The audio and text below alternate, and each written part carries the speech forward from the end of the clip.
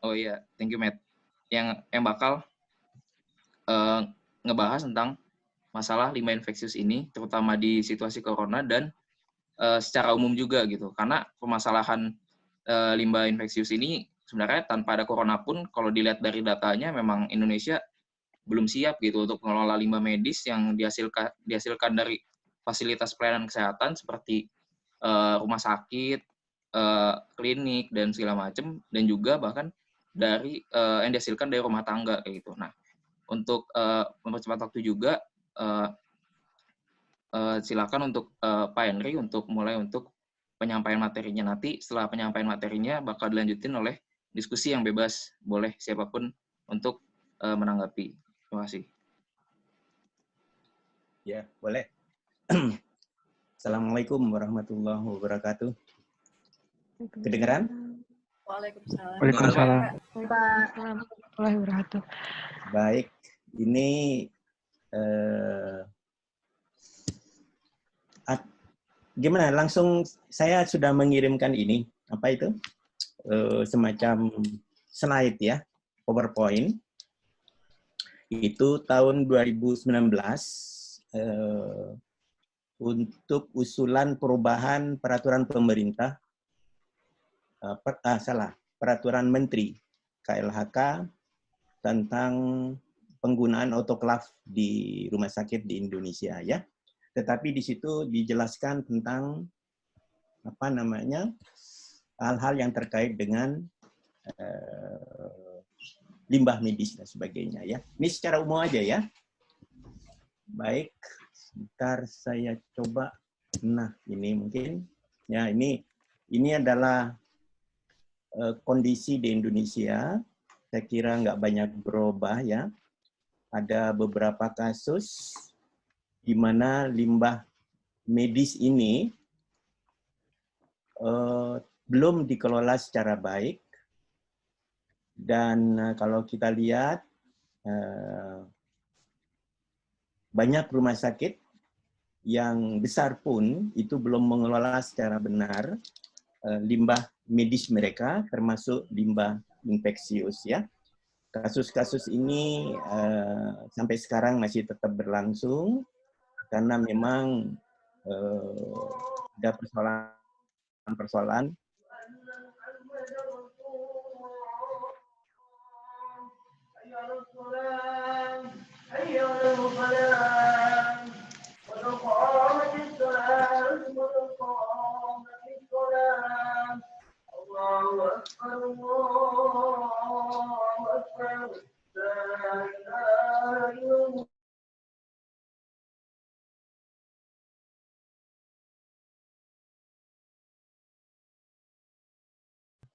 mereka berdua melakukan observasi, survei dan sebagainya yang kalau saudara tahu di Indonesia ini sulit mendapatkan informasi data tentang limbah di rumah sakit dan tidak mudah masuk. Biasanya mereka menolak untuk dikunjungi apalagi dilakukan observasi, penelitian dan sebagainya ya. Nah, ini di sini ini tahun 2017. Saudara lihat, ini jumlah rumah sakit ya, di luar fasilitas pelayanan kesehatan yang lain, ini rumah sakit. 609 rumah sakit ya yang mengelola. Nah, ini data dari Direktorat Jenderal Kesehatan Masyarakat itu baru sekitar 18%. Ini tahun 2017 ya. Jakarta ada 191 rumah sakit yang mengelola sekitar 22%. Coba saudara bayangkan kondisinya ya. Jadi ini data ini bukan saya yang mendapatkan, tetapi memang resmi ini ya, tahun 2016. Nah, sebelum masuk ke sana, kita lihat bagaimana pembagian fasilitas kesehatan yang berlaku di Indonesia. Jadi ada 3 tingkat sebetulnya kalau kita sakit ya. Ya, jadi kalau apalagi melalui BPJS ya. Jadi tingkat pertama itu adalah puskesmas, praktek dokter, kemudian klinik pratama, dan rumah sakit kelas D. Rumah sakit kelas D ini rumah sakit yang paling bawah ya. Dari ini tingkat pertama. Tingkat kedua, nah ini banyak di kota-kota, terutama klinik utama, rumah sakit umum, rumah sakit tipe B, rumah sakit khusus, misalnya di Bandung itu ada rumah sakit paru di paru-paru di di Ciumbuleuit sana ya. Dari sana ada rumah sakit tipe A seperti Rumah Sakit Hasan Sadikin dan rumah sakit pendidikan kepunyaan universitas ya. Ini. Jadi ini adalah 3 tingkat pelayanan yang ada di Indonesia terkait dengan pelayanan kesehatan. Nah, kita lihat dulu apa sih yang disebut limbah medis ya. Jadi kita, saudara, saya kira bergerak dalam bidang limbah. Ada pembagian limbah medis ya. Jadi kalau kita pergi ke suatu pelayanan kesehatan, kita akan membagi 2 kelompok besar limbah ya. Limbah padat maksudnya ini di sini ya. Ada limbah umum, itu bisa dari kamar mandi, WC, dan sebagainya. Ada sampah sejenis sampah rumah tangga. Ini limbah umum ya. Jadi kalau sampah ini biasanya ditaruh di depan rumah sakit dan beberapa penelitian dari mahasiswa TL 4 tahun yang lalu menemukan di satu TPS itu adalah jarum suntik yang berasal dari rumah sakit masuk ke sampah kotaknya. Ya. Kemudian baru yang ketiga kita berbicara limbah medis. Limbah medis ini dibagi 2 kelompok besar ya. Satu limbah infeksius. Nah, inilah yang masker itu mungkin bisa masuk ke sana ya. Satu limbah infeksius. Kemudian yang berikutnya adalah non infeksius tapi tetap limbah medis B3 ya. Berbahaya. Jadi yang non infeksius itu radioaktif, bahan kimia dan sebagainya, obat-obatan masuk ke situ. Nah, concern kita adalah limbah infeksius ya. Jadi tidak semua limbah medis itu berkelompok sebagai infeksius. Nah, kemudian peraturan pemerintah yang dibuat oleh KLHK itu PP 101 membagi lebih jauh limbah rumah sakit dan fasilitas kesehatan ini ya, seperti saudara lihat di kotak ini ya. Berikutnya, nah kemudian kita juga, nah ini ada 2 pengaturan yang ada tentang kriteria ataupun kelompok limbah yang diatur. Nah, saudara kalau tertarik dengan limbah medis, maka di samping PP 101 2014, maka ada Permen KLHK, Peraturan Menteri KLHK, ya, turunan dari pengelolaan limbah B3, yaitu 56 tahun 2015. Inilah yang mengatur sampai sekarang bagaimana limbah limbah medis ini dikelola. Nah, ada apa yang dimaksud limbah B3 yang diatur? Ini ada infeksius, benda tajam dan sebagainya ya. Kemudian di samping itu ada Permenkes yang lama. Ya, hampir sama sebetulnya, tetapi karena tingkat peraturannya ini lebih tinggi, maka ini harusnya yang diambil adalah yang Permen LH ini ya. Oke. Kemudian nah, dari mana saja limbah medis itu berasal? Nah, ini menurut Dirjen PPM PLP, ini ada jelas dari pelayanan medis dan sebagainya. Kemudian mereka membagi juga berdasarkan fasanya, limbah medis padat dan cair. Ya. Nah, ini yang menarik ini karena di Indonesia itu jarang sekali dilakukan pengukuran timbulan limbah medis. Kalau kita cari, itu susah sekali. Pertama, karena memang orang nggak tertarik meneliti itu ya. Yang kedua, susah masuk ke fasilitas rumah sakit kalau tidak mengenal secara baik. Ini adalah hasil mahasiswa yang saya sebutkan tadi, di mana mereka sudah berhasil mengukur timbulan limbah medis, termasuk juga nanti limbah infeksius, ya. Nah, saudara bisa lihat, dan ini adalah hal yang baru di Indonesia karena baru data lengkap. Yang bersangkutan ini dari dosen ITS, ya, sampai sekarang harusnya maju juga, tapi sampai sekarang belum pulang ke Bandung lagi karena memang belum memungkinkan. Dia melakukan sampling di 16 puskesmas di Surabaya, 17 klinik dan 12 rumah sakit selama 5 hari berturut-turut untuk mengukur timbulannya, ya. Kemudian ini adalah gambaran komposisinya, ya. Kalau saudara lihat, satuan limbah medis ini dinyatakan sebagai kilogram per tempat tidur per hari. Kilogram per tempat tidur per hari, kilogram per bed per hari. Kemudian ada namanya occupation rate, ya. Jadi tempat tidur yang terisi. Nah, jadi data tempat tidur yang terisi inilah yang dijadikan patokan, ya. Nah, sekarang kalau misalnya kasus COVID ini berarti tempat tidurnya hampir full, ya. Kalau misalnya masuk ke rumah sakit biasa, ya. Kemudian bagaimana posisi limbah infeksius dan sebagainya. Jadi limbah non medis ini adalah sebagian merupakan apa? Limbah padat yang terbesar, ya, dari sampah kota, sejenis sampah kota misalnya dari kantin, rumah sakit dan sebagainya. Ini 85% totalnya, ya. Sedangkan limbah medis itu 15%. Kemudian infeksius ini kecil sebetulnya, sekitar 10%. Nah, ya. Jadi dibandingkan limbah medis, ya, infeksius ini kecil, ya, 10%, yang lain adalah 5%, misalnya radioaktif, sisa obat dan sebagainya. Ini adalah gambaran yang ada di dunia, ya. Nah, ini juga hasil dari pelacakan di Surabaya, ini dari suatu jurnal oleh mahasiswa saya tersebut.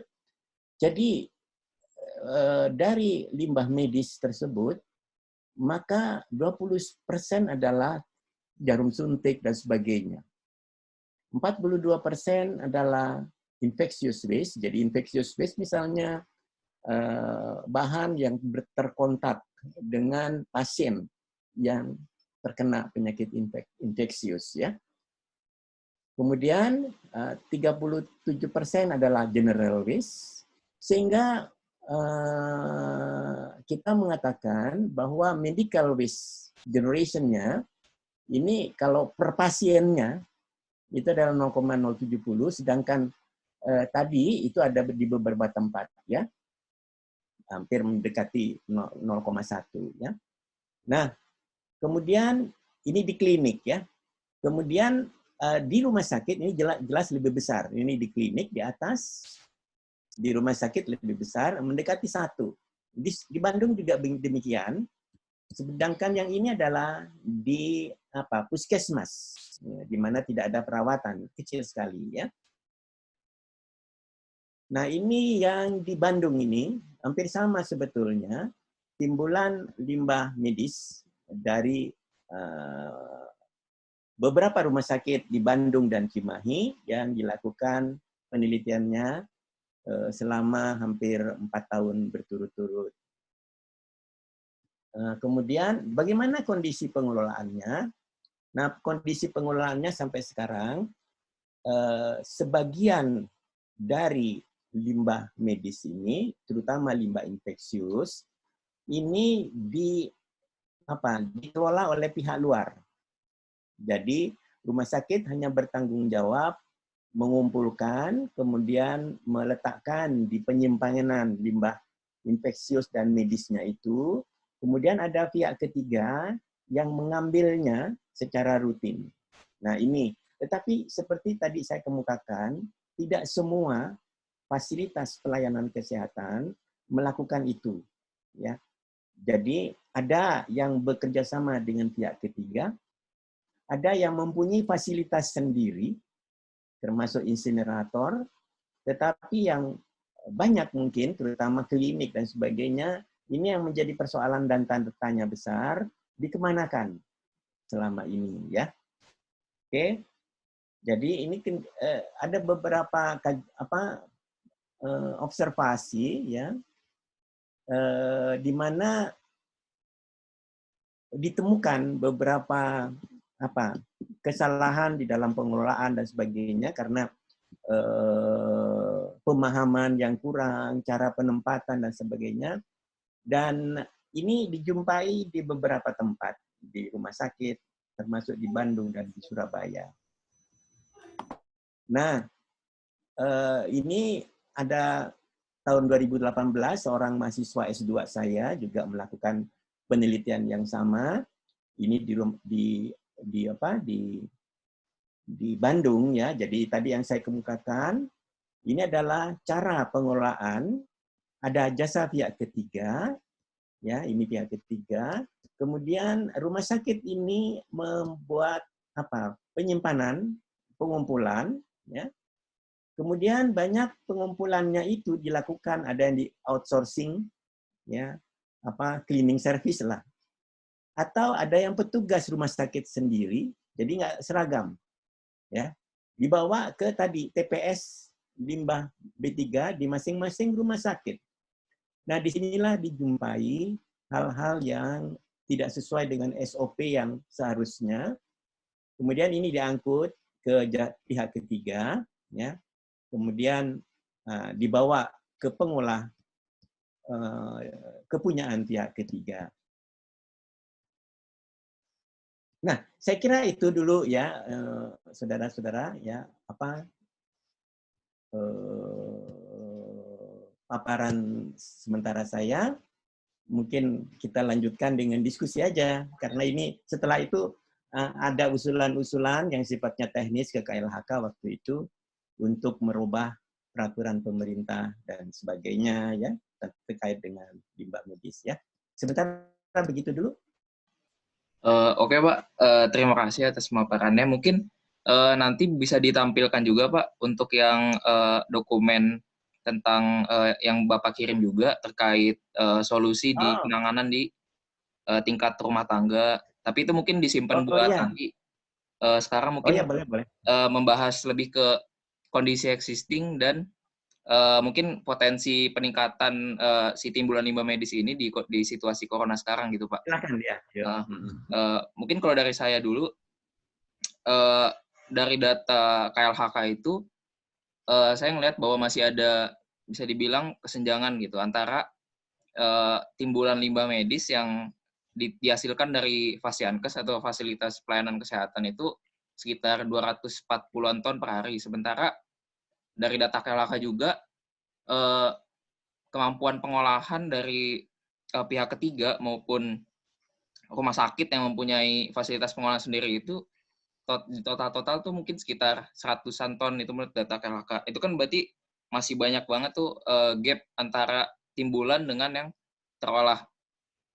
Nah, kemana ya, Pak? Maksudnya larinya si limbah medis ini gitu, ketika memang masih banyak yang belum terolah. Mungkin segitu itu dulu, Pak.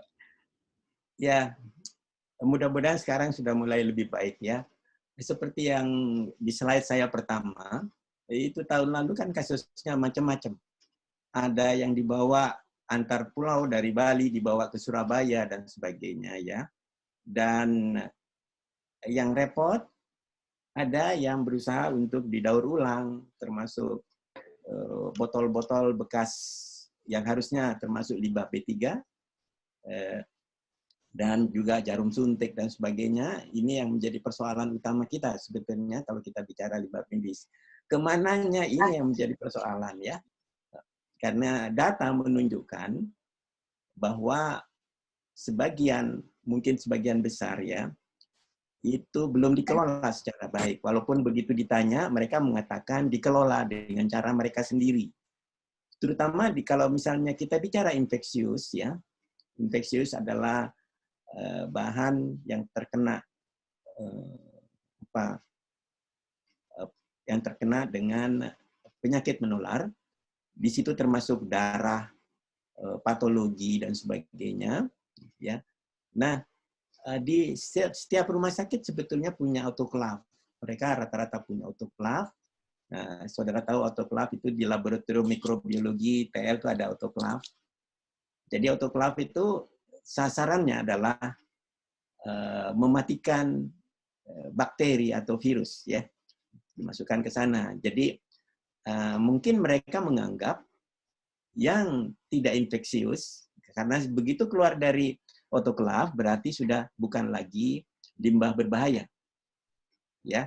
Jadi jarum suntik dan sebagainya mereka pasang di autoklav dulu baru dikeluarkan dan sebagainya. Nah yang repot misalnya, nah ini persoalannya darah, kemudian patologi dan sebagainya itu dikemanakan, ya. Memang ada beberapa rumah sakit yang mempunyai insinerator sendiri, ya, tetapi hampir dipastikan tidak berfungsi sebagaimana mestinya.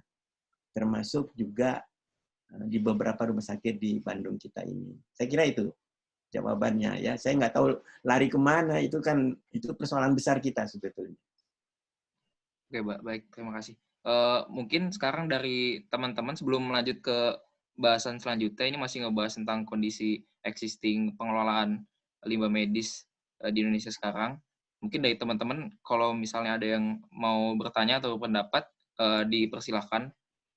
Boleh lewat chat atau mau ngomong-ngomong langsung juga boleh. Silakan.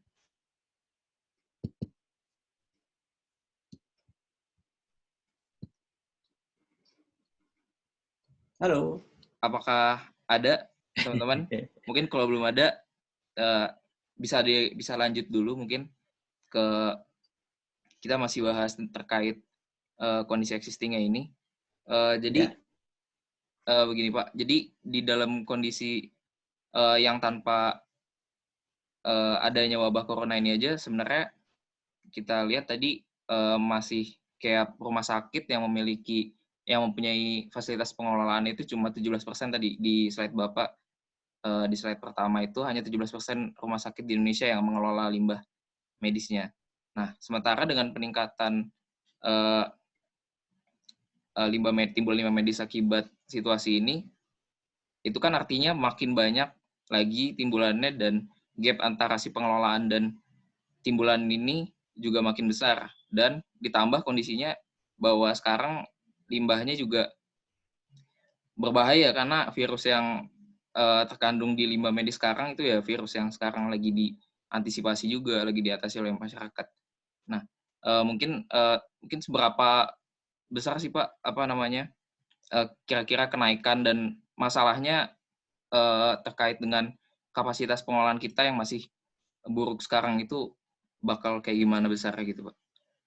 Ya, sebetulnya kita bisa membedakan masker maksudnya kan, ya. Kalau tadi dikemukakan kalau kita berbicara tentang timbulan generation rate itu biasanya terkait dengan tempat tidur terisi, ya, misalnya. Nah, jelas sekarang occupation rate-nya mungkin meningkat. Kemudian ada fasilitas yang tadinya bukan rumah sakit khusus, termasuk hotel, itu dijadikan rumah sakit, ya, sehingga jelas meningkat sesuai dengan jumlah yang dirawat di sana, ya. Seberapa banyak? Nah, ini kan belum ada penelitian, tapi kalau menurut aturan itu kan setiap hari masker itu diganti, toh. Ada masker untuk tenaga medis, ada masker yang digunakan oleh masyarakat biasa. Nah, jadi yang kedua adalah rumah tangga yang menggunakan masker itu. Kalau di negara semacam Jepang dan Korea, mereka itu kemana-mana selalu pakai masker. Ya, tetapi kita kan baru, sehingga apalagi dengan kondisi yang saat ini, penggunaan masker dari rumah tangga ini jelas meningkat, dan ini saya kira salah satu persoalan yang dihadapi juga dari teman-teman yang bergerak dalam bidang persampahan, ya. Nah, sampai sekarang memang belum ada aturan kecuali yang tadi disebutkan, surat edaran dari KLHK yang diterbitkan khususnya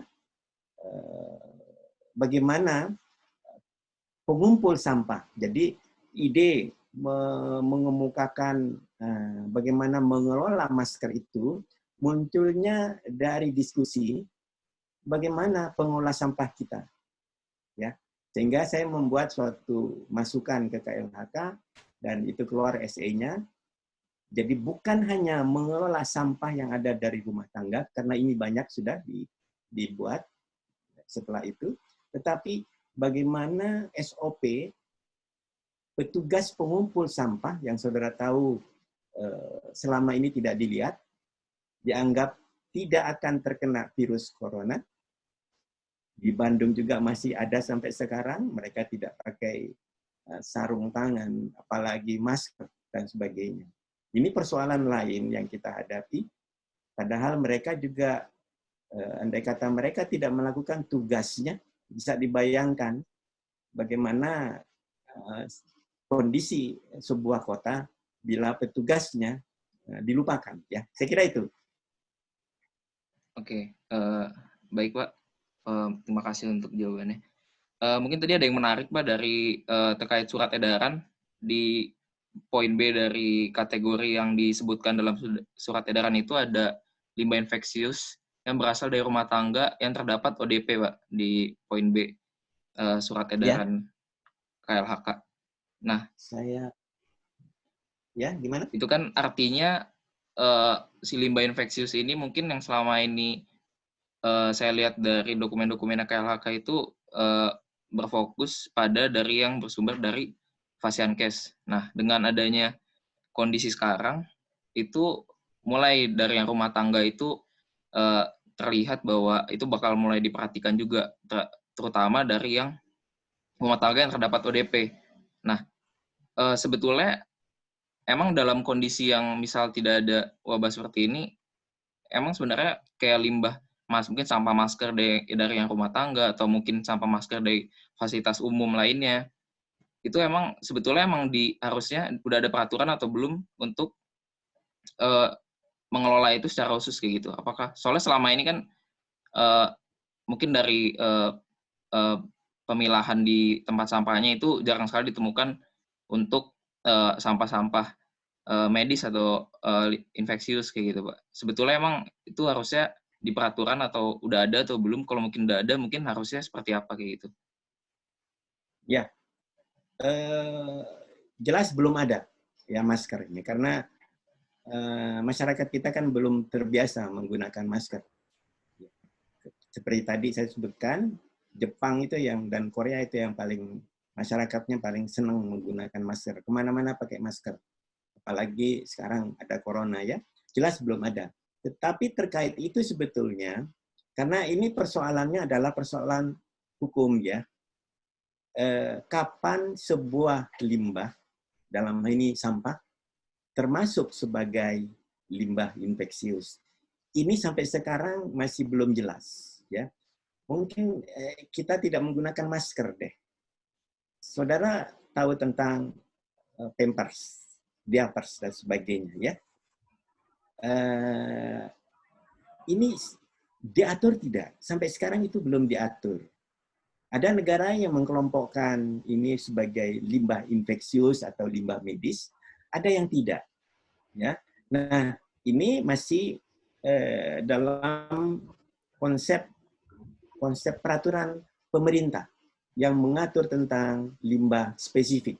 Jadi kalau saudara sudah mengambil mata kuliah persampahan, kita punya Undang-Undang 8 2000 Undang-Undang 18 2008, turunannya itu diminta membuat PP tentang sampah spesifik. Salah satu sampah spesifik yang diminta diatur oleh undang-undang adalah sampah yang termasuk B3 dan terkontaminasi limbah B3. Nah, sampai sekarang belum keluar, belum jelas apakah diapers, pampers dan sebagainya masuk sebagai limbah infeksius atau tidak, ya. Ada yang mengatakan masuk, ada yang mengatakan tidak. Ini persoalannya persoalan nggak sederhana. Begitu dia masuk sebagai limbah medis dan bersifat B3, maka sejak saat itu tata cara pengelolaannya harus mengikuti aturan main limbah B3. Ya, tidak sesederhana kita, oh ini masuk atau tidak dari sudut hukum ini. Ya, karena begitu dia limbah B3, kita tidak diperkenankan lagi mengelola secara mandiri. Peraturannya begitu di mana-mana, ya. Nah, oleh karena itu kalau itu masuk, ya, masker belum ada karena memang kita tidak terbiasa, ya, nggak dijumpai selama ini masker.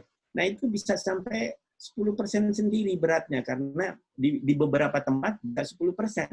Ada bayi dan sebagainya yang menggunakan hampir tiap hari 3 kali, ya. Itu masuk kemana? Nah, itu juga masih belum jelas pengaturannya. Kembali dari sudut legal ini penting ditentukan. Begitu ditentukan, konsekuensinya adalah bahwa dia diperlakukan sebagai limbah B3 yang harus mengikuti aturan main sesuai dengan limbah B3, apalagi limbah medis. Jadi kalau limbah medis itu, begitu dia masuk ke dalam kontainer, itu dilarang dibuka aturan mainnya. Sampai kepada pusat pengolah, baru dibuka secara otomatis. Ya, itu aturan main yang bersifat universal.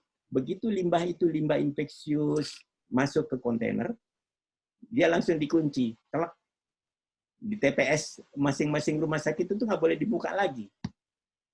Ya, jadi tidak boleh rumah tangga itu memperlakukan sendiri kalau dia statusnya sebagai limbah infeksius nantinya, ya. Nah, kembali masker belum ada pengaturannya. Ya, saya kira itu. Oke, Pak. Baik, Pak. Mungkin ini tadi ada yang menarik juga. Mungkin saya mau ngasih lihat dulu ke teman-teman. Mungkin ada yang belum lihat isi dari surat edarannya. Sebentar, di share screen. Ya, di share screen aja. Nah, di sini terlihat di poin keduanya itu limbah infeksius yang berasal dari rumah tangga yang terdapat ODP. Tadi kan mungkin menarik karena tadi Pak Henry bilang bahwa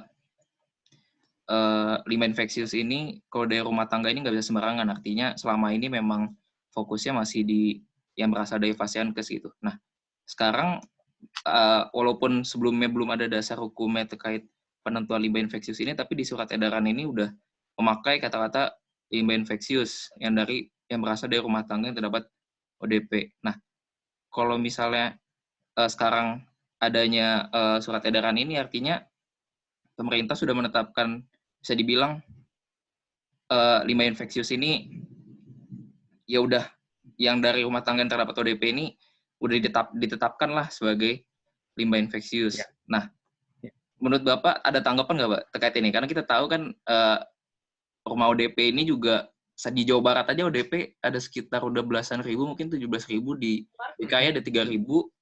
Itu artinya ya tersebar di mana-mana dan jumlahnya sangat banyak. Mungkin ada tanggapan nggak, Pak, terkait kebijakan ini yang menetapkan limbah infeksius? Boleh. Iya. Surat edaran itu berasal dari masukan saya sebetulnya. Oh iya, siapa? Saya mengirimkan itu ke KLHK, langsung ke Dirjen memberikan tanggapan, akan segera membuat dan sebagainya. Karena gagasannya itu sederhana. Teman-teman di persampahan bertanya, bagaimana Pak, ini tukang sampah saya terkena ini. Akan terkena masalah karena mereka langsung berhadapan dengan masker dan sebagainya. Kemudian langsung saya membuat satu konsep yang saya kirim juga ke saudara, ya. Itu tanggal 22. Kemudian salah satunya adalah saya mengatakan bahwa dalam pengelolaannya limbah medis, limbah masker ini harus diperlakukan sebagai limbah medis.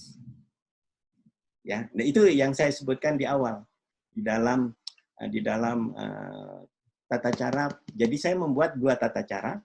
Satu tata cara bagaimana limbah masker itu, sampah masker itu kalau berasal dari rumah tangga.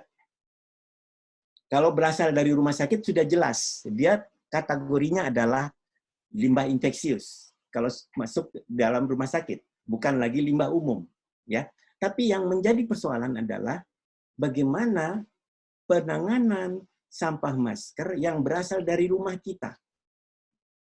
Kalau dari ODP mungkin sudah jelas statusnya ya, ODP apalagi yang dirawat ya. Nah, yang tidak ODP saja menurut saya, karena waktu kita ODP kan belum tentu yang tidak ODP itu jangan-jangan sudah masuk sebetulnya. Waktu itu dalam usulan saya mengatakan setiap masker yang keluar dari rumah tangga, maka dia harus diperlakukan sebagai sampah medis. Nah, sekarang jelas kalau ODP sudah jelas ya, sudah tingkatnya sudah naik. Ya, tetapi buat saya harusnya juga dari rumah tangga juga harus mulai diperlakukan, dalam arti kata bukan berarti terus ketat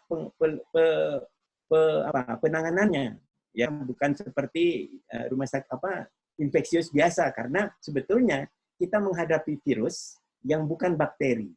Nah itu konsepnya adalah sederhana kan, dia bukan virus, bukan bakteri, bukan makhluk hidup, tapi dia harus ada yang mengantarkan, yaitu kita sendiri, manusia.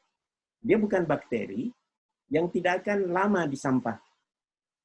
Walaupun di situ ada sumber makanan. Kalau bakteri itu kan hidup banyak di sampah, tapi kalau virus lain, kalau dia tidak ada di dalam inangnya manusia, kita ini, maka dia tidak akan lama.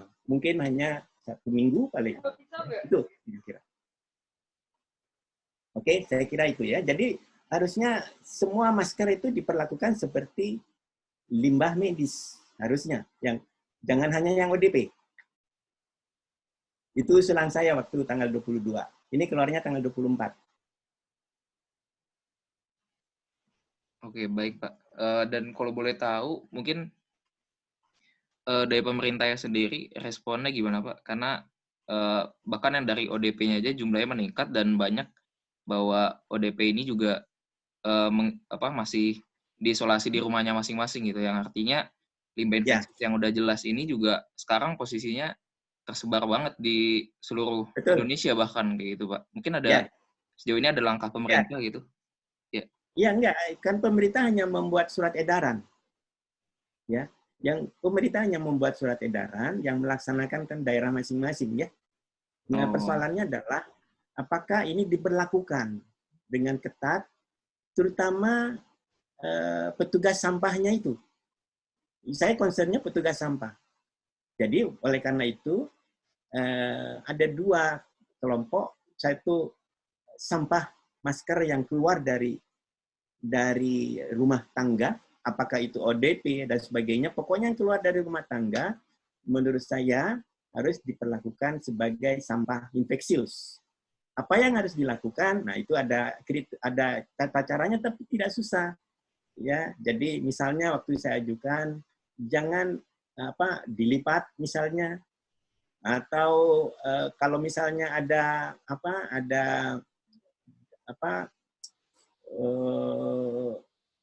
katakanlah desinfektan dan sebagainya, silahkan, tetapi kan belum tentu ada. Jadi waktu itu langkah yang paling sederhana, waktu itu ya saya sarankannya adalah gunting sedikit supaya rusak dan tidak dipulung, karena masker itu dipulung orang.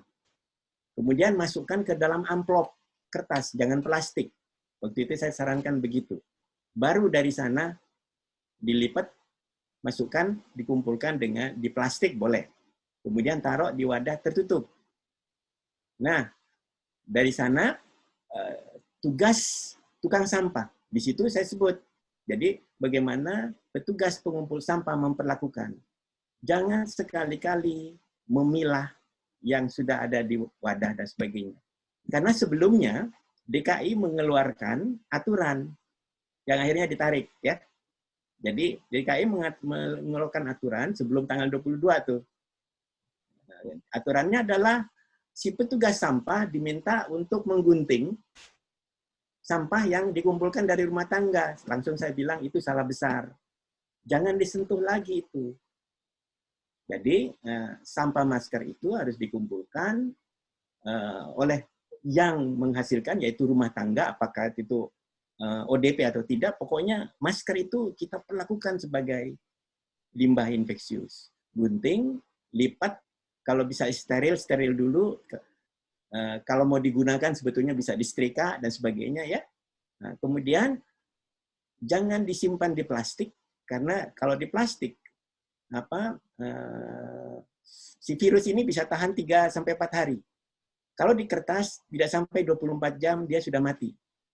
Ya itu kan sifat virus kan begitu ya, tidak akan tahan walaupun di situ ada banyak sumber makanan. Kemudian masukkan ke amplop atau tisu dilipat, kemudian kumpulkan dengan masker yang lain, masukkan di plastik, kasih tanda merah kalau perlu, kemudian berikan kepada tukang sampah, jangan dicampur dengan sampah lain. Kemudian dalam SOP yang saya keluarkan, yang saya usulkan itu, jangan sekali-sekali petugas sampah membuka kembali plastik itu. Itu usulan saya. Harus dibawa ke pusat pengolah sampah, apakah TPS dan sebagainya. Kalau di sana ada insinerator, silahkan di insinerator. Kalau mau ada otoklav, silahkan otoklav. Kalau tidak ada, saya sarankan simpan dulu di tempat yang aman. Paling tidak 6 hari, seminggu. Sampai half time-nya itu, virus itu selesai. Setelah itu, dia bisa diperlakukan sebagai sampah biasa. Jadi bukan lagi limbah infeksius. Karena kita menghadapi virus, ya. Dan menghadapi orang yang bukan sakit sebetulnya, tapi sakitnya sakit virus kan ya. Nah, kalau di rumah sakit lain kan, rumah sakit kan sakit beneran dan sakit yang kena virus, dua-duanya ada di situ. Saya kira itu. Terima kasih Pak. Sekarang ada Matthew katanya mau nanya, ya silakan Theo. Selamat malam Pak Henry. Perkenalkan saya. Ya, Matthew ya. Mau nanya Pak sebenarnya, kalau yang kita lihat saat ini penanganannya lebih ke bagaimana kita menyikapi wabah corona kan ya Pak, kalau untuk peralatan medis. Sedangkan kalau kita lihat sendiri, ini sebenarnya ada potensi gitu Pak, buat terjadi fase 2 wabah, memang mungkin bukan corona, tapi karena banyaknya lonjakan sampah-sampah medis dan banyak pasien-pasien yang positif corona bahkan ditolak oleh rumah sakit rujukan, ini sebenarnya agak kita nggak bisa terlalu ngontrol gitu Pak jatuhnya sampahnya akan Betul, kemana. Nah menurut Bapak, ya, Bapak dalam beberapa bulan ke depan ini sebenarnya langkah dari Dinas Lingkungan Hidup untuk aturan persampahannya, mungkin untuk ke tukang-tukang sampah itu apa ya Pak saran yang paling tepat buat dianjurkan gitu? Ya itu yang saya sebutkan. Jadi pertama karena Jakarta mengeluarkan surat edaran, ya itu sebelumnya surat edarannya adalah dikumpulkan, kemudian digunting, artinya dia mengambil. Nah persoalannya kan di sana, ya. Masalahnya sekarang, apakah surat edaran tersebut diterapkan atau dilaksanakan oleh Dinas Lingkungan Hidup masing-masing, ya. Pemerintah pusat menurut saya hanya bersifat memberikan guidance, ya, panduan. Yang jadi persoalan adalah di masing-masing dinas. Saya melihat ya sampai sekarang ini belum sistematis. Padahal di sana saya sebutkan bahwa perlengkapan baju, sarung tangan, masker menjadi kewajiban harus digunakan oleh petugas pengumpul sampah kita, termasuk sepatu. Nah, kita lihat nanti sampai sekarang apakah tukang sampah kita yang saudara temui di pasar melakukan itu? Kok kayaknya belum. Di Bandung ini ya, apalagi di kota lain. Nah, jadi di situ aturan mungkin ada, surat edaran sudah ada, tapi mungkin kita sebagian dari kita ya, termasuk mungkin pemerintah, menganggap tukang sampah itu tidak akan terkena virus corona ini. Padahal mereka yang langsung mengambil dan kalau tidak mengikuti aturan mainnya, ya bisa terkena itu ya. Cuman nggak pernah diberitakan ya apakah sudah terkena atau tidak. Saya kira itu, Matthew. Memang merisaukan ini. Oke Pak, terima kasih banyak. Oke Pak, selanjutnya ada pertanyaan dari Gifty. Ya. Tapi ini dia katanya mic-nya mati, jadi saya bacain aja. Untuk rumah sakit yang tidak mengelola dan mengolah limbah medisnya sendiri, apakah tidak diberlakukan kebijakan perlakuan atau pengelolaan khusus dari pemerintah pusat atau daerah secara kolektif di tengah kondisi pandemik ini? Ya, nah itulah saya kira khusus untuk rumah sakit saya kira lebih saya belum lagi mendapatkan informasi kondisi sekarang ya. Saya kira sudah berbeda kondisi sekarang karena semua takut tentang bagaimana maraknya virus corona ini, khususnya dari rumah sakit yang mempunyai pasien yang termasuk yang diisolasi di rumah sakit dan sebagainya karena positif sesuai dengan aturan main, itu pasti mereka akan memperlakukan sebagai masker itu adalah bagian dari sampah infeksius. Dan seperti saya kemukakan, walaupun tidak menggunakan insinerator sendiri, ya mereka biasanya menggunakan autoklav yang kecil itu. Jadi mereka semua yang bersifat infeksius di autoklav, terutama yang bukan yang ini, terutama bukan patologi ya. Kalau patologi sering dikubur. Patologi itu sisa operasi dan sebagainya. Nah, yang menjadi persoalan adalah petugas sampah di lingkungan rumah kita. Ya, di Bandung saja, di daerah saya juga, saya belum lihat mereka dipelengkapi dengan perlengkapan sarung tangan dan masker sebagai syarat utama. Apalagi di situ ada masker yang mungkin bercampur dengan sampah biasa. Ya. Oke? Oke, baik Pak. Selanjutnya ada David yang mau nanya juga. Silakan, Bet. Selamat malam Pak, saya Beta, angkatan 17. Mau tanya Pak, kan sangat menarik tadi terkait misalnya dari si aturan, bukan aturan, anjuran dari pemerintah pusat kan terkait adanya APD yang digunakan oleh petugas pengangkut sampah khususnya. Nah dari situ sebenarnya rada optimis gitu kan, oh berarti dari pemerintah pusat udah mau menyediakan nih terkait APD-APD-nya kepada si petugasnya gitu. Tapi ternyata kalau yang dari Bapak bilang tadi, ternyata ini cuman saran dan guidance gitu kan Pak ya. Dan selanjutnya bakal diserahkan kepada pemerintah daerah.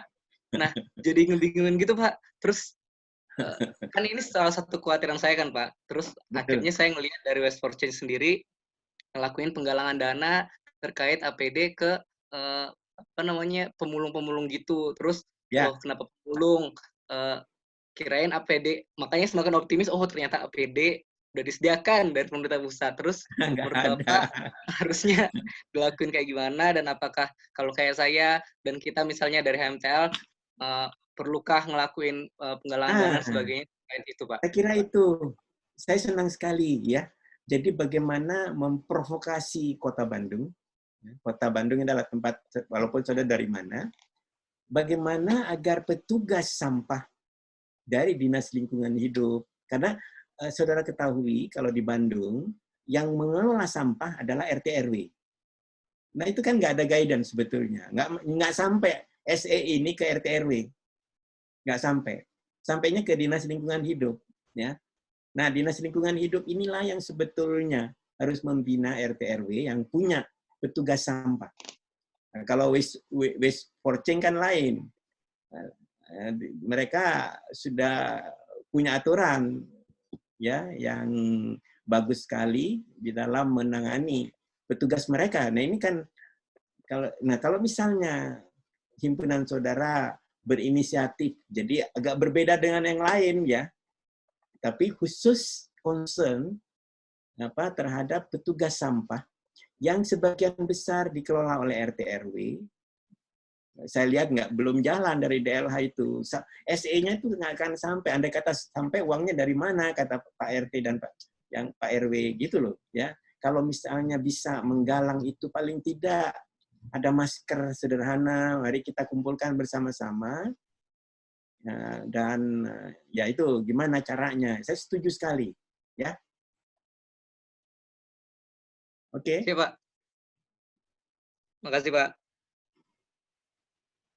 Oke. Baik, tapi ini masih ada pertanyaan lagi dari Adit. Tapi lewat chat juga.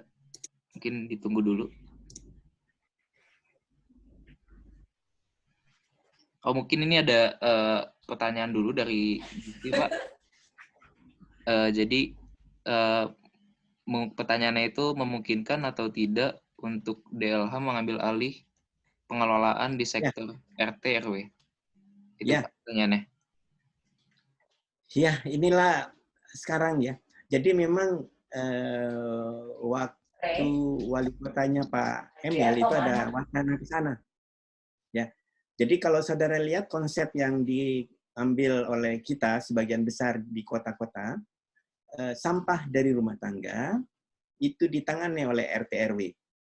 Kemudian Dinas Lingkungan Hidup, kalau di Bandung PD Kebersihan, hanya bertanggung jawab mengambil sampah dari kontainer-kontainer kuning yang TPS namanya, dibawa ke TPA. Itu tugasnya. Nah, jadi saudara bisa lihat antara RT RW dan Dinas PD Kebersihan kalau di Bandung itu tidak ada sinkronisasi, itu jalan sendiri-sendiri. Ya. Nah, sekarang memang ada wacana bahwa pengelolaan sampah di Bandung, baru wacana ya, akan diserahkan ke desa, ke kelurahan, yang akan memanfaatkan peran RT RW katanya ya. Jadi intinya RT RW yang ada itu diberdayakan. Karena tidak semua RT RW itu mampu mengelola sampahnya, apalagi sekarang ada kasus virus ya. Waktu belum ada apa-apa juga nggak semua mampu mengelola. Mereka yang mempunyai warganya itu mampu, bisa lah memberikan perlengkapan dan sebagainya bagi petugas sampah. Tetapi bagi warga yang tidak mampu sehingga tidak bisa mengelola sampahnya dengan baik karena tidak ada petugas, nah itulah yang saya setuju sekali memang diambil alih. Tetapi tetap harus melalui sektor paling bawah, yaitu kelurahan atau kecamatan dan sebagainya. Tapi RT RW harus dilibatkan karena mereka yang berperan di dalam menangani atau mengelola warganya. Ya, saya kira itu. Saya setuju sekali.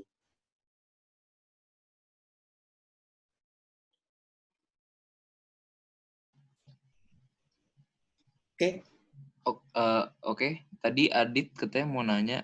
Dit, udah ada pertanyaan? Oh ya, ini udah ada pertanyaan, Pak. Saya bacain dulu, Pak ya. Selain masker medis yang sekali pakai itu, banyak juga masker yang sekarang mungkin lagi banyak juga karena kelangkaan, jadi banyak yang bikin sendiri, atau masker kain yang dijual di pinggir jalan. Dan itu biasanya dijual tanpa melalui proses sterilisasi, jadi nggak steril. Nah, itu gimana, Pak? Karena kan emang sampai sekarang sangat tidak terkontrol gitu produksi masker, dari setiap orang bisa bikin masker gitu sekarang, Pak.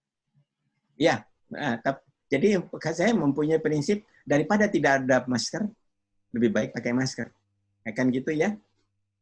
Walaupun maskernya tetap tidak sebaik masker yang bisa menyaring 95%, karena di tengahnya ada fiber lapisan yang bisa menyaring sampai 95% ya partikel-partikel itu ya. Tapi daripada tidak ada, akan lebih baik ya.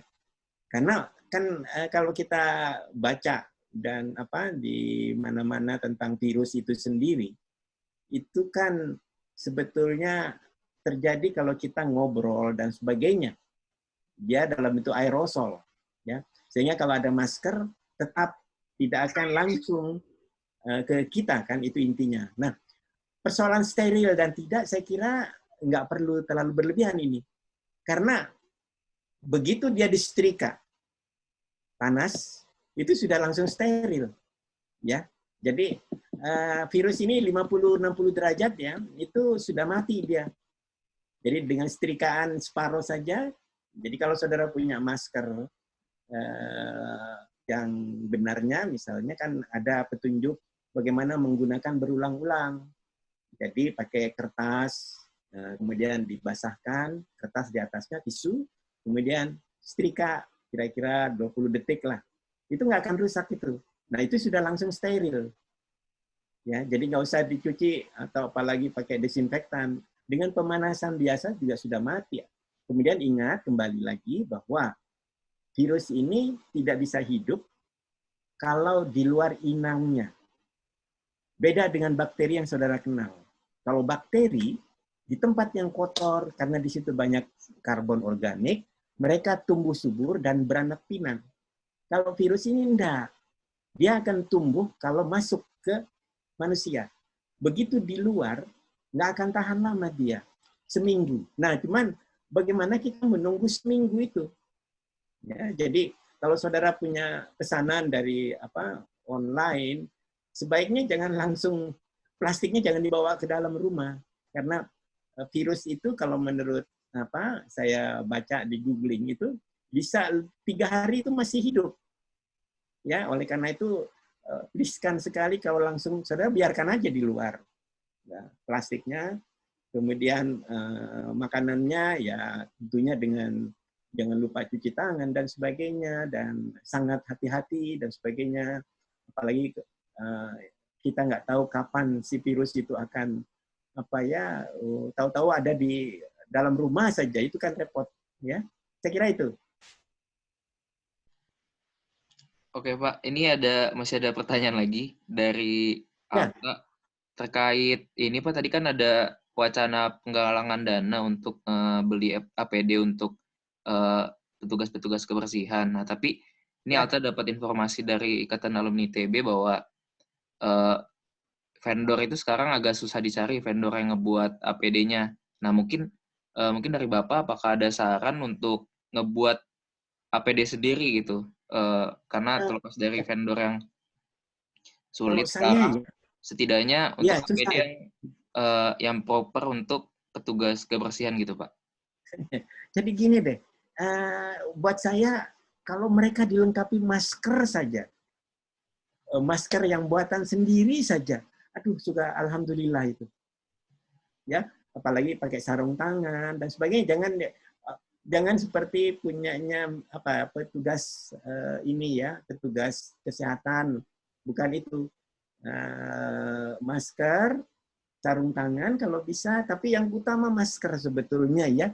Sejelek-jeleknya masker saya bilang, kalau misalnya ada yang dari kain, walaupun di pinggir jalan kita setrika, itu lumayan melindungi daripada langsung dia ngambil masker dari yang kebetulan kena corona, misalnya di plastik, kemudian dia camak pakai tangannya dan sebagainya, nggak sengaja mengusapkan ke mulut, nah itu sudah kena kan.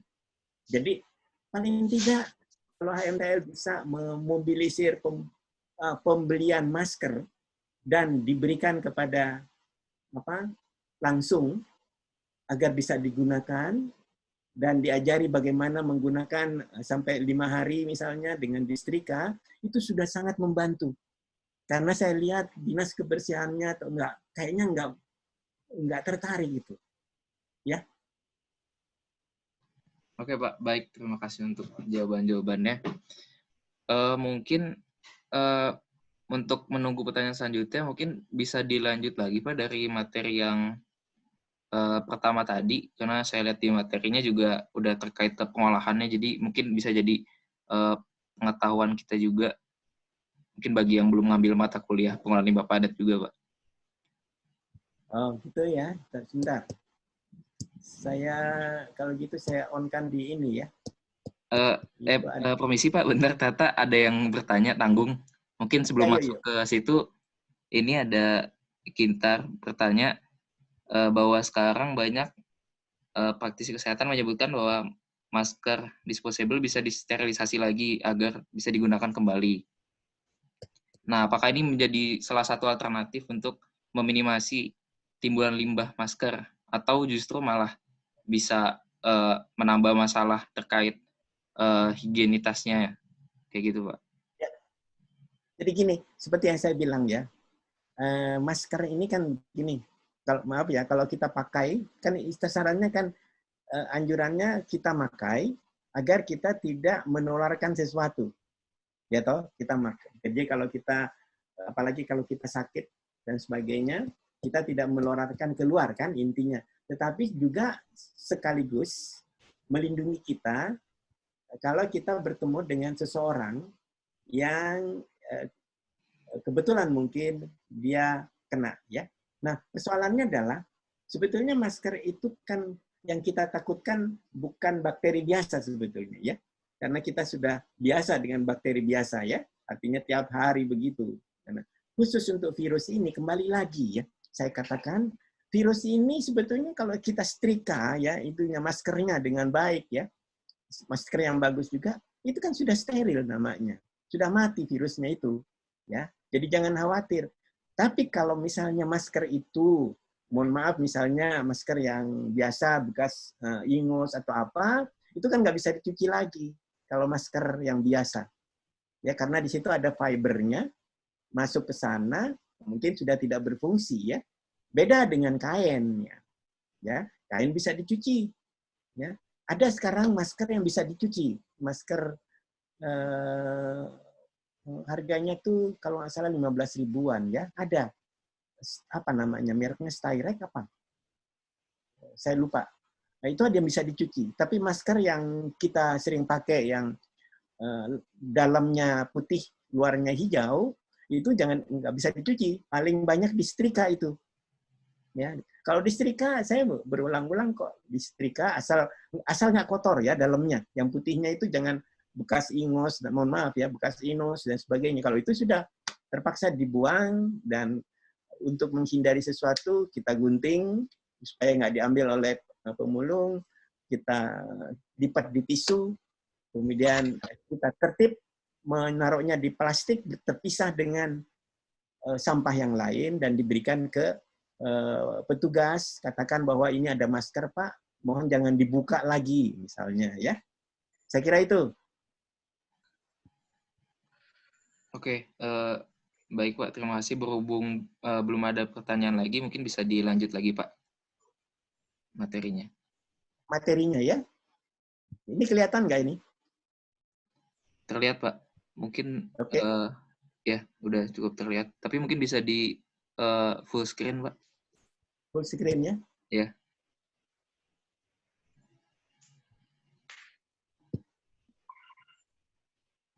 Ya, ini adalah pengelolaan umum limbah rumah sakit infeksius. Ini di Bandung dari jasa pihak ketiga.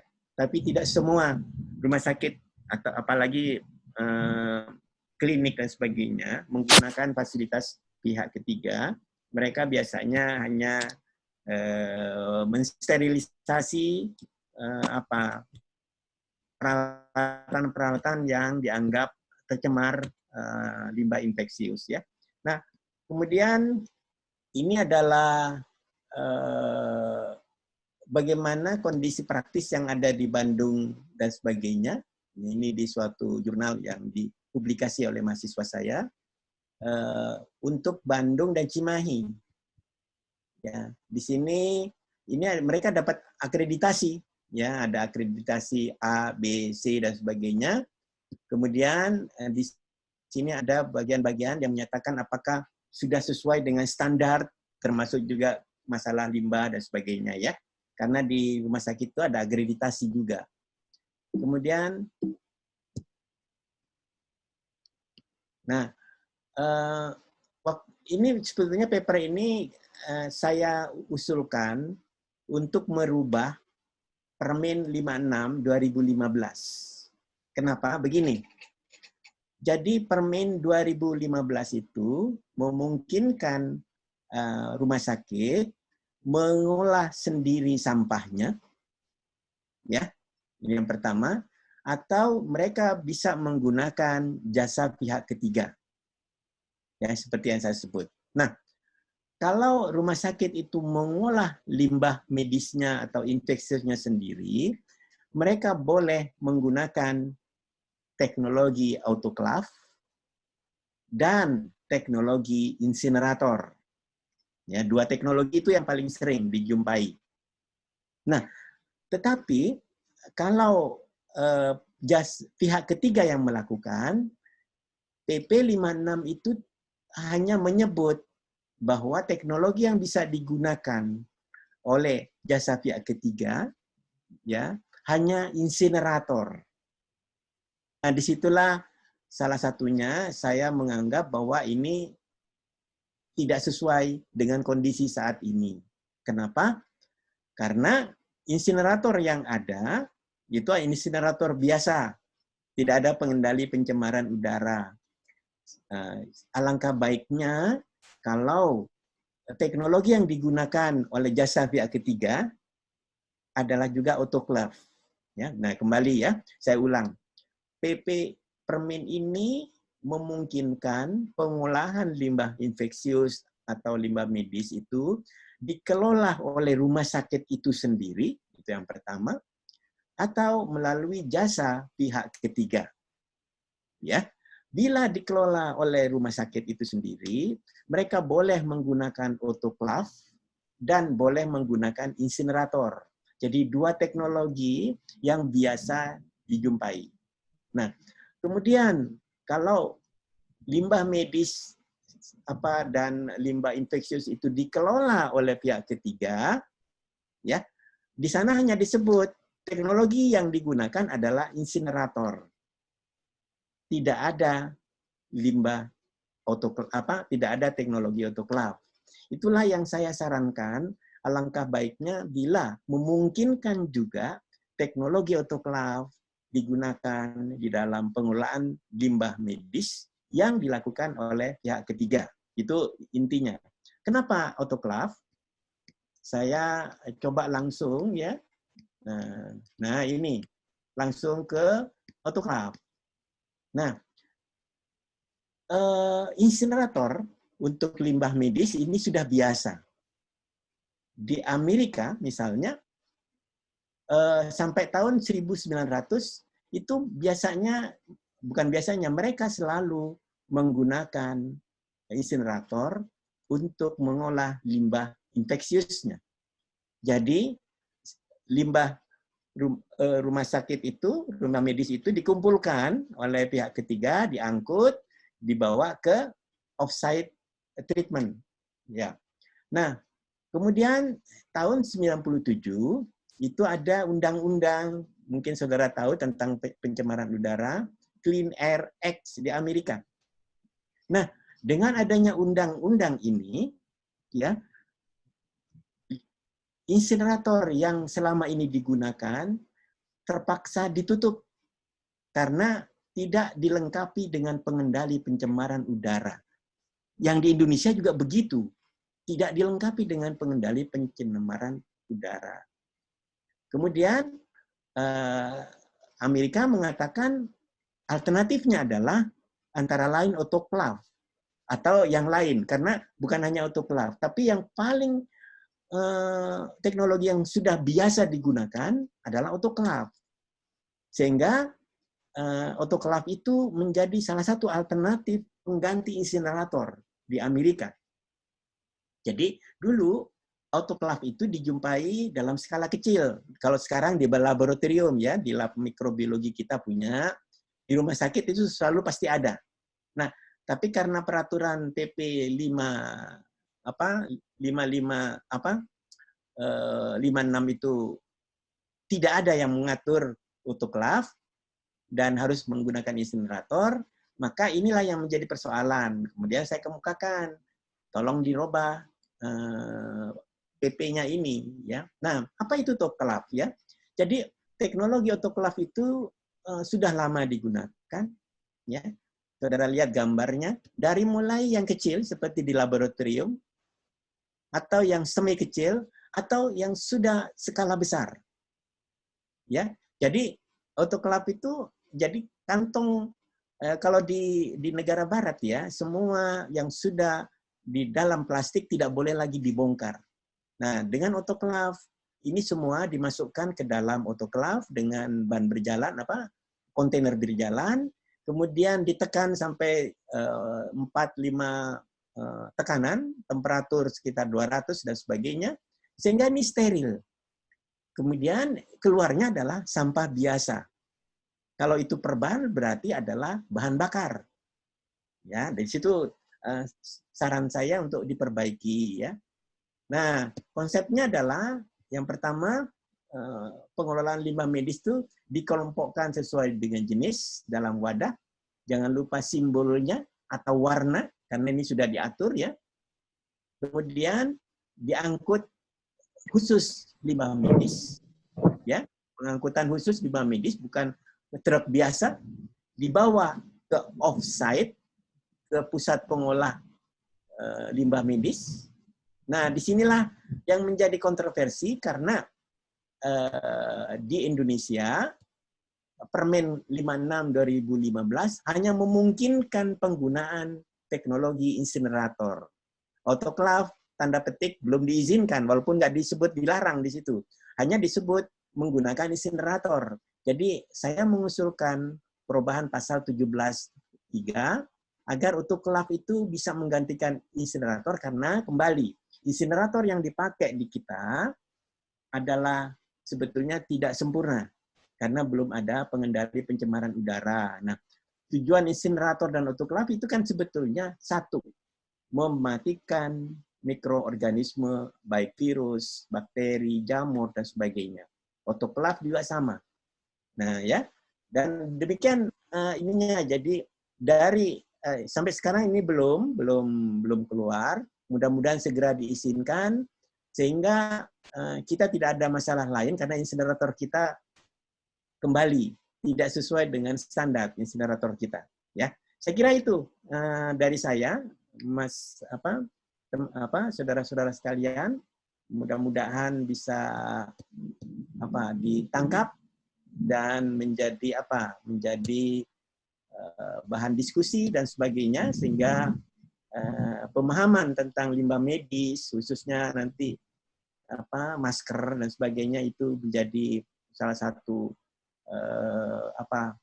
tugas kita sebetulnya ya untuk bisa memberikan pemecahan khususnya bagi pengumpul sampah agar tidak terpapar dengan virus corona itu. Saya kira itu. Iya, terima kasih Pak buat pemaparannya. Mungkin kita si forum ini bakal maksimal mungkin sampai jam 9. Mungkin takutnya masih ada teman-teman yang mau nanya. Mungkin sedikit dari saya juga, saya masih ada pertanyaan juga Pak terkait dengan pengolahan ini. Jadi untuk insinerator itu menurut data KLHK juga masih banyak rumah sakit yang insineratornya itu nggak sesuai dengan ketentuan gitu. Nah, lalu juga dari pihak pengelola pihak ketiga juga masih banyak yang izin yang nggak lengkap, misalnya izinnya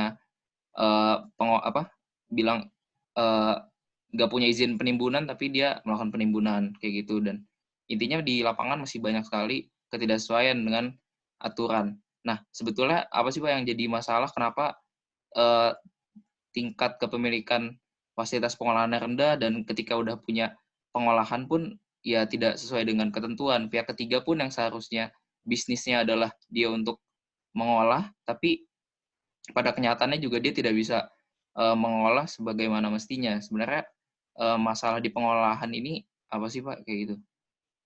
Iya, satu, kita nggak serius semua. Jadi aturan sudah ada, tapi kitanya yang nggak serius ya. Itu adalah susah kalau mengandalkan kepada KLHK yang di pusat yang orangnya sedikit itu, ya tidak bisa menjangkau semuanya. Sebetulnya saya kira dibanding sampah biasa, pengelolaan sampah rumah sakit sebetulnya lebih bisa dilaksanakan karena sangat jelas sampahnya atau limbahnya itu bermasalah, bukan seperti sampah kota biasa ya. Nah, cuman persoalannya memang law enforcement, aturan main yang belum berjalan, ya saya nggak tahu kenapa, dan ini di mana-mana, termasuk di Surabaya dan sebagainya, walaupun sekarang sudah banyak perbaikan, tetapi selalu pihak rumah sakit mengatakan bahwa biayanya tinggi dan sebagainya dan sebagainya. Jasa pihak ketiga sudah ada, terutama terkumpul di Jawa ya, di luar Jawa ini masalah. Jadi jasa pihak ketiga itu banyak di beberapa tempat di Surabaya, di Jawa Barat ada dan sebagainya ya. Tetapi melihat data, belum semua rumah sakit, apalagi yang di bawahnya, puskesmas, klinik dan sebagainya, itu belum tersentuh itu. Ya, rumah sakit besar saja nggak tersentuh. Itu ya nggak tahu di mana letaknya ya. Itu kan sebetulnya aturan dan teknologinya sudah ada semua. Saya kira itu. Oke Pak, baik Pak. Mungkin terakhir dari saya Pak, untuk mungkin jadi penutup juga, kalau misalnya teman-teman belum ada, tidak ada lagi yang mau bertanya, ini terkait dengan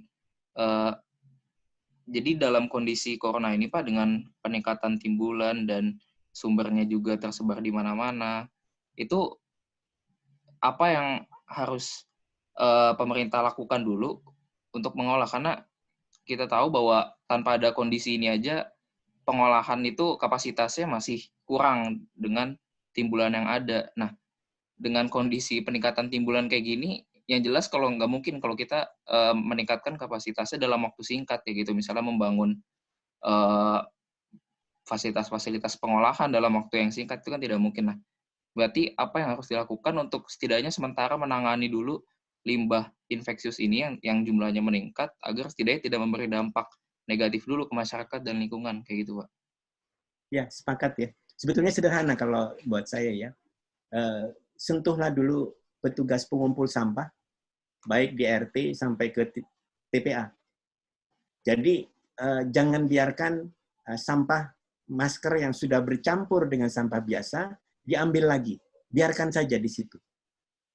Kemudian yang bisa kita lakukan, dan pemerintah saya kira kebetulan sekarang kan sudah ada masalah bahwa petugas sampah baik di RT maupun yang mengangkut sampah ke Sarimukti sana itu sangat rentan terhadap terpaparnya virus corona, apalagi di sana ada sampah masker yang mungkin tambah banyak sekarang, apalagi yang sudah terpapar juga sudah meningkat dan sebagainya. Sehingga langkah yang saya kira nyata ya adalah bagaimana melengkapi mereka, petugas sampah itu, agar aman dalam melaksanakan tugasnya, sehingga kalau tidak, bisa saja mereka akan berhenti dan sebagainya. Apa yang terjadi kalau sampah nggak diangkut ya? Jadi sangat mudah buat saya ya, asal pemerintahnya mau. Jadi mereka lah yang berikan kesadaran, termasuk juga fasilitas yang sederhana, paling tidak sarung tangan, masker dan sebagainya, itu menjadi kesempatan kita bahwa itu merupakan persyaratan wajib harus digunakan setiap hari dalam menangani sampah, termasuk sampah masker itu. Saya kira itu sudah banyak kita berbuat, yang selama ini saudara lihat pengumpul sampah kita pakai gerobak, ditarik, sama sekali tidak manusiawi ya. Tidak ada perlengkapan pakaian yang sesuai dan sebagainya, apalagi pakai sepatu, nggak ada itu.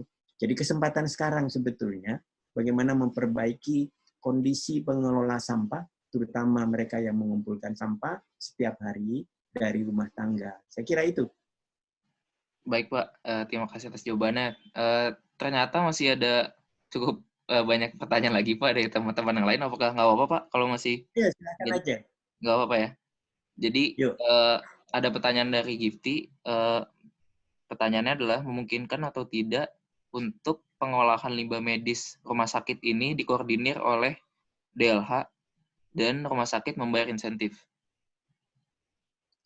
Ya, saya kira begini, kalau sudah pihak ketiga, itu DLH bukan operator ya. Jadi kita harus membedakan antara operator dan apa yang mengatur. Jadi posisi DLH adalah yang regulatornya. Jasa itu harus diberikan kepada jasa pihak ketiga.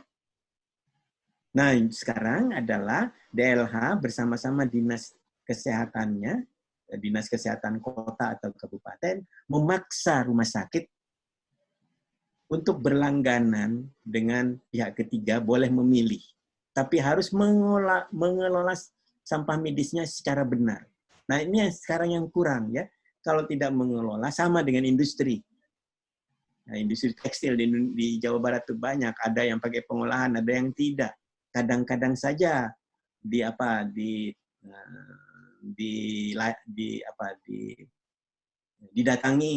baru ketahuan dan sebagainya. Sudah saatnya saya kira, mumpung sekarang ada kasus corona, bahwa semua rumah sakit, termasuk klinik, sampah medisnya harus dikelola dengan benar. Kalau mereka belum punya pengolah sampah ataupun pengolah sampah medis atau sampah itu secara benar, mereka dipaksa untuk bekerja sama dengan pihak ketiga. DLH adalah regulator, jangan bermain di situ. Ya, operatornya adalah pihak ketiga. Saya kira itu. Oke, baik Pak. Terima kasih. Ini selanjutnya ada pertanyaan lagi dari Alifah.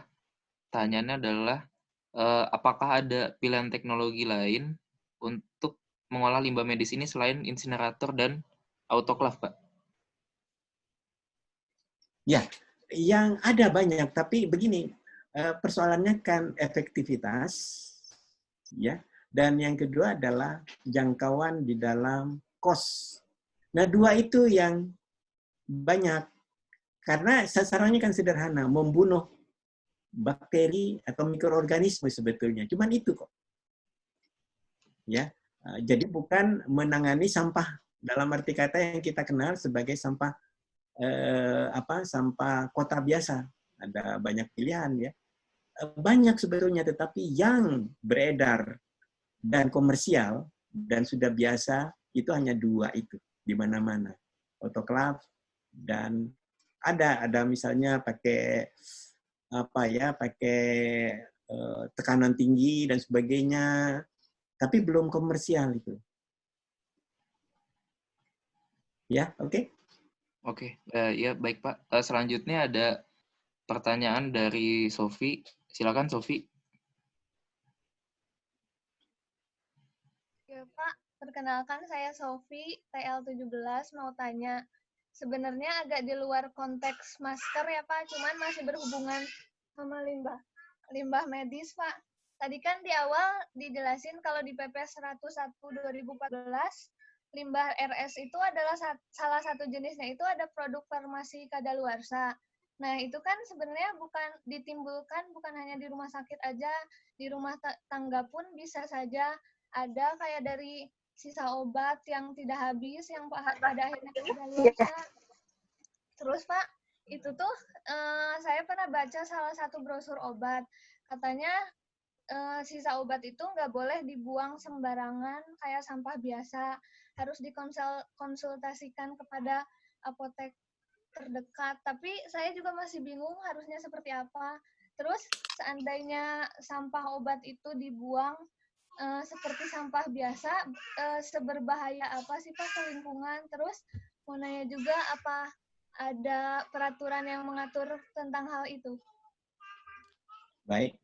Jadi seperti yang tadi saya kemukakan ya, di rumah sakit itu ada dua kelompok limbah padat ya. Satu sampah umum, sampah sejenis sampah rumah tangga, dan yang kedua adalah sampah medis ya. Sampah medis kita bagi dua lagi. Sampah infeksius kira-kira 10% dari total sampah. Kemudian sampah non infeksius. Ya, di situ sebetulnya banyak ya, Nah, salah satunya obat. Nah, dari rumah juga kita mempunyai kelompok sampah spesifik namanya. Itu dalam Undang-Undang 18 disebut ada sampah spesifik. Sampah spesifik ini adalah sampah, salah satunya ada 5 kelompok itu sampah spesifik ya. Salah satu sampah spesifik yang ada dalam undang-undang itu adalah sampah yang terkontaminasi bahan berbahaya dan terkontaminasi limbah berbahaya. Itu 2. Nah, di situ amanat undang-undang menyatakan tolong buat peraturan pemerintahnya. Nah, peraturan pemerintahnya itu konsepnya sudah lama ada, tapi nggak keluar-keluar sampai sekarang. Ya, konsepnya dari kita juga, dari ITB lah ya, di diskusinya di ITB dan sebagainya ya. Nah, sampai sekarang nggak keluar. Salah satunya kalau kita bicara sampah rumah tangga adalah sampah B3 yang berasal dari rumah tangga. Saudara mungkin paling kenal adalah kita menghasilkan baterai. Itu adalah sampah spesifik B3. Kemudian kita juga mempunyai sisa misalnya pestisida atau kaleng nyamuk, kaleng penyemprot nyamuk. Itu sebetulnya termasuk sampah spesifik yang terkontaminasi limbah B3 ya. Obat-obatan termasuk di situ. Lampu neon itu termasuk limbah B3 dari sampah rumah tangga. Nah, posisinya, nah ini penting, regulasi kembali. Selama dia, konsep peraturannya ya, tapi belum dikeluarkan sampai sekarang. Selama dia berada di rumah tangga, ingat ya, selama dia, yang tadi saya sebutkan, obat dan sebagainya, masih berada di rumah tangga, dia statusnya bukan limbah B3. Nangkap ya? Statusnya bukan limbah B3. Tugas kita sebagai penghasil hanya memisahkan dari sampah biasa, kemudian menyerahkan ke pengumpul sampah. Kenapa kok kita dari rumah tangga dianggap tidak menghasilkan? Kalau saudara kita misalnya dari rumah tangga dianggap penghasil limbah B3, kita terkena aturan limbah B3. Harus secara sistematis memperlakukan sampah kita itu sebagaimana layaknya limbah B3. Ini berat sekali. Nah, oleh karena itu, tugas kita dari rumah hanya memisahkan, termasuk obat-obatan, nanti saya jelaskan lagi, lampu neon dan sebagainya, electronic waste yang sudah tidak dipakai, kemudian diserahkan ke petugas sampah. Ini aturan mainnya ya. Kemudian aturan sampah yang sudah terpisah itu dibawa ke TPS. Di sana harus ada katakanlah hanggar khusus untuk menampung limbah rumah tangga yang dikategorikan B3.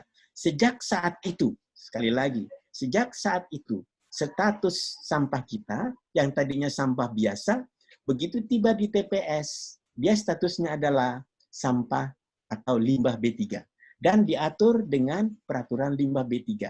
Yang bertanggung jawab adalah kota kabupaten. Itu di dalam peraturan limbahnya. Nah, dalam peraturan khusus untuk menangani sampah spesifik dari rumah tangga. Nah, khusus untuk sampah seperti obat-obatan, saran saya adalah pertama, jangan dibiarkan di dalam kemasannya.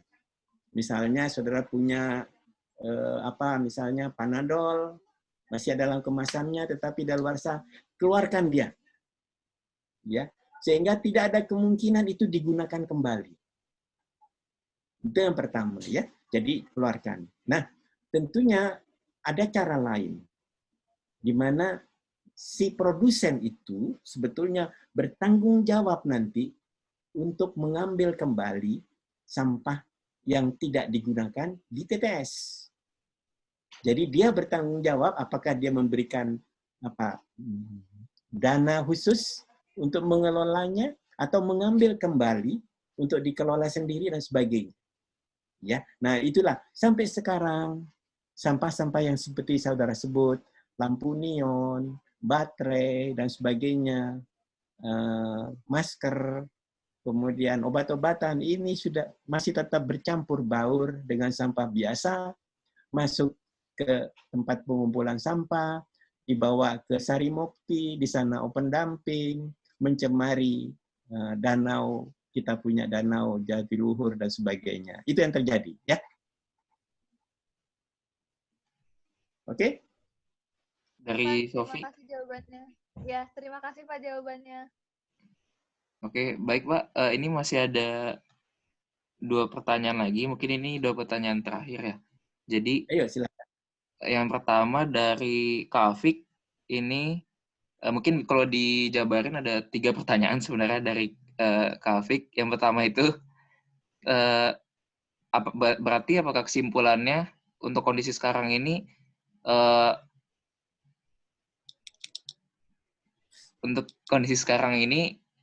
melalui kesadaran kita masing-masing. Maksudnya mungkin solusinya, kesimpulannya adalah bahwa kita harus dimulai dari diri kita masing-masing dulu. Yang kedua, dari pemerintah sendiri, apakah menindak rumah sakit yang belum mengelola sampah medisnya. Lalu yang ketiga, seberapa optimis peningkatan pengelolaan limbah medis di Indonesia ke depannya dengan adanya wabah virus ini. Mungkin itu Pak, 3 Baik. pertanyaan. Setuju sekali ya kondisi ini, kesadaran kita. Kita itu bukan hanya kita ya. Kita itu pemerintah daerah, pengelola rumah sakit, ya, dan sebagainya. Kita semua lah bertanggung jawab. Jadi jangan hanya pemerintah yang disuruh bertanggung jawab, kita semua ya.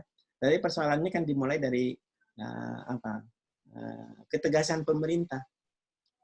Khususnya kalau sampah ya, walaupun ada pidana di sana di dalam sampah, khusus limbah medis saya kira itu lebih tinggi statusnya ya, harus ditindak memang, ya, termasuk untuk industri di ke pengadilan harusnya sama itu statusnya, ya, pencemaran dan sebagainya, yang tidak mempunyai peralatan atau tidak diberikan ke jasa pihak ketiga itu perlu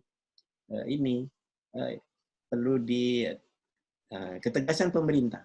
Siapa pemerintah? Yaitu kota dan kabupaten. Nah, kalau mereka tidak melakukan apa-apa, ya sama saja kan. Dinas lingkungan hidup sudah ada, tapi tidak bergerak, ya sama saja itu kan ya. Ya tetap optimis, apalagi dengan kasus ini. Ya, kasus ini akan menjadi pembelajaran bagi kita, termasuk juga pengelolaan sampah infeksius yang ada dari rumah tangga. Saya menganggap sampah masker itu sampah infeksius sebetulnya, karena kekhawatiran akan terinfeksi oleh virus corona itu, masuk ke dalam terbawa oleh masker ke tempat sampah, walaupun virus itu mempunyai half time sendiri ya, tidak akan terus ada di situ hidup, enggak, walaupun di situ kotor dan banyak makanan dan sebagainya, organik banyak, sehingga tidak bisa tumbuh di luar manusia, di luar inangnya. Saya kira itu.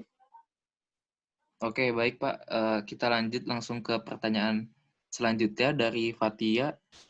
Ini terkait limbah yang tergolong patogen tadi Pak. Kata Bapak kan langsung dikubur gitu kalau untuk yang patogen. Apakah ada persyaratan dan protokol tertentu untuk melakukan penguburan itu? Dan apakah ada dampaknya ke lingkungan dengan metode penguburan tersebut? Bukan patogen yang dikubur. Bukan. Jadi yang dikubur adalah patologis. Jadi bekas, kalau ibu-ibu melahirkan, itu plasenta misalnya ya. Plasenta. Kemudian kalau habis operasi, itu bagian tubuh, itu adalah infeksius. Kalau patogen jelas itu infeksius, langsung harus nggak boleh nggak boleh keluar, patogennya harus hilang melalui tadi autoklav ataupun insinerasi. Ya, 100 derajat Celcius sudah mati semua itu, ya, apalagi pakai autoklav, pakai tekanan ya. Jadi kalau patogen nggak ada jalan lain kecuali dimusnahkan patogennya, itu fungsi dari pengolahan limbah infeksius. Jadi yang dimaksud saya tadi patologis, mungkin saya salah menyebut, patologis. Bekas tubuh kita, bekas operasi, atau kalau kita di rumah sakit suka ada penelitian menggunakan tikus dan sebagainya, itu juga patologis itu. Ya, sifatnya memang harus ditangani secara khusus. Ya, apakah itu mungkin bisa dikubur ya kalau patologis ya? Saya kira itu. Ya, baik Pak. Mungkin ini ada pertanyaan terakhir. Ini saya pastiin terakhir dari Matthew bertanya terkait apakah wabah corona ini bisa jadi momentum buat pemerintah untuk mengundang investor dalam membuat unit pengolahan limbah B3 yang tidak hanya untuk limbah medis, ya limbah B3 keseluruhan artinya. Lalu menurut Bapak sebaiknya bagaimana pemerintah memanfaatkan potensi ini? Ya, investor sudah ada kalau limbah B3 ya. Jadi masalahnya begini, kalau saudara tahu mungkin di Indonesia itu khusus untuk limbah B3, itu kan ada di Cilengsi ya, di daerah Bogor sana. Dulu rencananya akan dibangun di Aceh sana, Balikpapan, kemudian Surabaya. Saya dengar-dengar dalam waktu dekat juga akan dibangun. Semuanya investor ya, jadi artinya bukan skala kecil ya, semuanya membutuhkan investasi. Saya kira itu ya. Dan itu memang kebijakan pemerintah. Cuman persoalannya kembali ya, kalau investornya sudah investasi di sini, tapi pemerintah tidak memaksa rumah sakit melakukan pengolahan, berarti kan kasihan investornya. Sampah medisnya atau limbah infeksiusnya nggak datang-datang. Karena rumah sakitnya menggunakan cara sendiri. Karena tidak ada penindakan. Ya. Nah, khusus untuk limbah rumah sakit, sebetulnya di Jawa Barat, ada investor dari Malaysia sudah ya, sejak 5 tahun yang lalu, Medifest namanya. Ya. Tapi ternyata saya dengar katanya sudah tidak beroperasi langsung dari Malaysia, karena yaitu kliennya itu sedikit. Ya, jadi, nah itulah. Jadi kalau ada pilihan, kalau di kita itu ya kalau bisa cari yang murah. Nah itu kan yang terjadi. Sehingga kasihan juga kalau investor di sini tapi terus limbahnya nggak masuk-masuk kan kasihan ya. Saya kira itu. Oke Pak, baik Pak, terima kasih. Mungkin itu pertanyaan terakhir juga. Mungkin ada sedikit kesimpulan dari saya. Jadi mungkin judul dari diskusi ini juga masih menjadi misteri bahwa kemana masker kita sekarang masih menjadi misteri karena balik lagi ke aturan hukumnya juga tadi kata Pak Henry juga ini masih belum jelas kayak misalnya masker apakah ini masuk ke dalam yang dihasilkan dari rumah tangga terutama apakah masuk ke kategori limbah infeksius atau bagaimana itu masih belum jelas dan terkait dengan adanya surat edaran dari KLHK juga itu masih sebatas himbauan ya Pak ya berarti dan dari daerah sendiri juga mungkin kontrolnya masih sulit sekali gitu untuk melingkupi wilayah Indonesia yang sangat luas.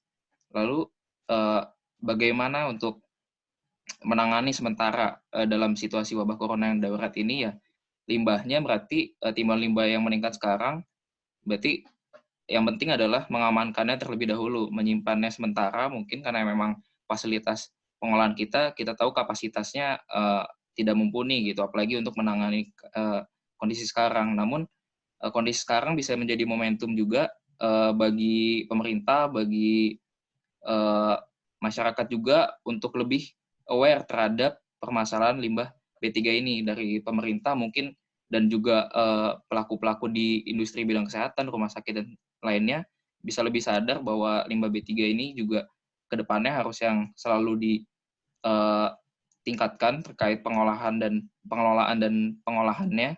Lalu untuk masyarakat juga bisa lebih memperhatikan terkait pembuangannya yang tidak bisa sembarangan dan juga menjadi momentum juga untuk kita sama-sama membantu petugas kebersihan dalam pemenuhan APD yang lebih layak dan lebih manusiawi seperti itu. Mungkin dari Pak Henry ada penutup Pak mungkin terakhir. Ya, apa ya penutupnya? Tadi gagasan mudah-mudahan, tapi ya susah ya. bagaimana kita ini membantu, hanya himbauan aja membantu, paling tidak di Bandung lah, perlengkapan minimum petugas sampah itu kalau misalnya bisa diprovokasi oleh HMTL melalui jaringan sosialnya, seperti di Jakarta misalnya ada yang mengumpulkan madu untuk dan untuk petugas kesehatan, ini khusus untuk petugas pengumpul pengangkut sampah, perlengkapan minimum masker, yang paling tidak masker dari kain saja. Waduh, bagus sekali kalau bisa. Ya. Jadi mengumpulkan dana, dibelikan, diserahkan ke Dinas Lingkungan Hidup, mohon dan sebagainya. Saya kira itu, ya. Baik, Pak. Kalau gitu, terima kasih dan apresiasi juga untuk Pak Henry yang sudah menjadi narasumber dan juga sudah membantu pemerintah juga, KLHK, dalam membuat surat edaran, juga memberi masukan terkait penanganan limbah medis di kondisi seperti ini. Dan untuk teman-teman semua, makasih juga yang udah mengikuti sampai sekarang. Masih ada 70 orang, masih sangat banyak yang mau nonton sampai akhir. Dan untuk notulensinya nanti bakal dibagikan, dan videonya sendiri ini rekamannya juga insya Allah mungkin akan upload ke YouTube kayak gitu. Oke, sekian mungkin diskusi online kali ini. Terima kasih sekali lagi untuk Pak Henry dan teman-teman. Selamat malam, dan mungkin mohon maaf juga kalau masih ada banyak kekurangan. Wassalamualaikum warahmatullahi wabarakatuh. Waalaikumsalam. Ya, sampai ketemu lagi ya.